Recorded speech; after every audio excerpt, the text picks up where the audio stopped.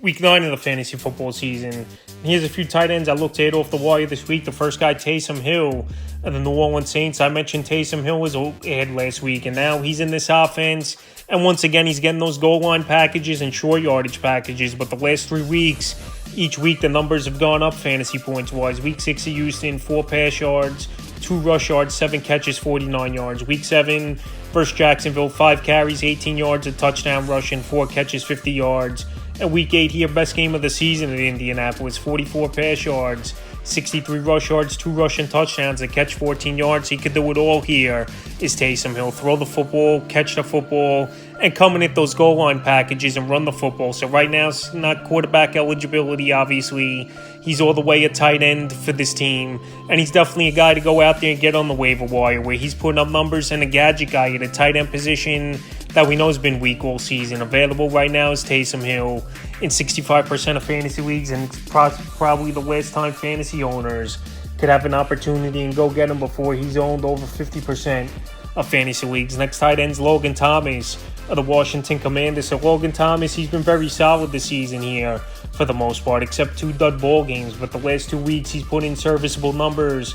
Week 7 at the Giants, 4 catches, 51 yards. And Week 8 versus Philly, a team he's had a good track record versus throughout his career. 6 catches, 44 yards, and a touchdown. So he's a big 6'6", 6'7" target in the red zone. Sam Howell spreads that football out a lot. And this Commander team's a pass-first team. And right now, with a decent matchup coming up at the Patriots here in Week 9, I think Thomas, once again, has a good possibility of finding the end zone, going out there and making plays. And right now, this Commander team, they've been trailing a lot in games this season where they got to throw. So right now, Logan Thomas definitely near this week, and he's top 10 in fantasy points at the position as well this year. The next tight end is Trey McBride of the Arizona Cardinals. So Trey McBride now the starting tight end over there with Zach Ertz. And we saw him last season fill in for Ertz and have 1 or 2 great games. But right now, off the bat in his first start of the season versus Baltimore, 10 catches, 95 yards, and a touchdown. I know the touchdown, he was stopped at the 5-yard line, and the offensive line in pile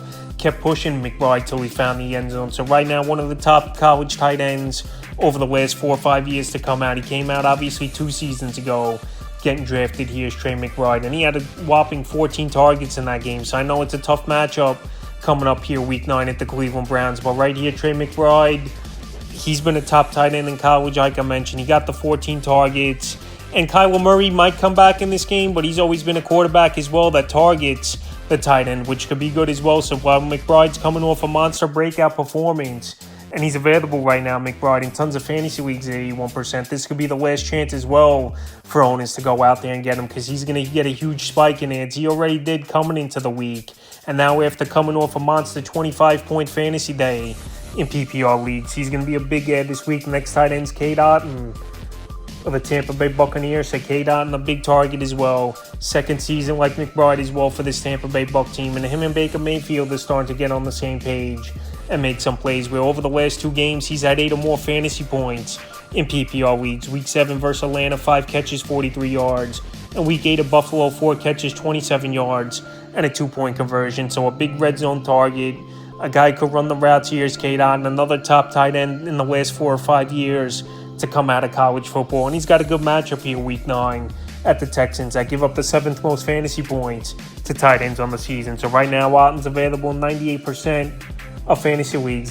Fifth and final tight end I looked at off the wire this week, Donald Parham of Los Angeles Chargers. So Parham, he filled in for Gerald Everett, who was out in that Week 8 game versus the Chicago Bears. And he had a great one, 4 catches, 43 yards, and a touchdown. So Parham, he's been on the radar on and off this season. I know he's a big 6'7", 6'8" tight end, big red zone threat, big short yardage pass guy as well for some first downs. And right now available in 97% of fantasy leagues. He's in a high-powered offense with this Charger team. And as long as Gerald Everett misses some time, I think he could be a decent sleeper option in deeper leagues here is Parham. Like I said, he could catch the football. On the season, he has a knack for the end zone, being more of a red zone threat with 4 touchdowns on the year, and a guy that can help fantasy owners, possibly, like I said, in deeper leagues. So right now, we know tight end's not the greatest positions in fantasy football. So that's a few tight ends I looked at off the wire here for Week 9 of the fantasy football season.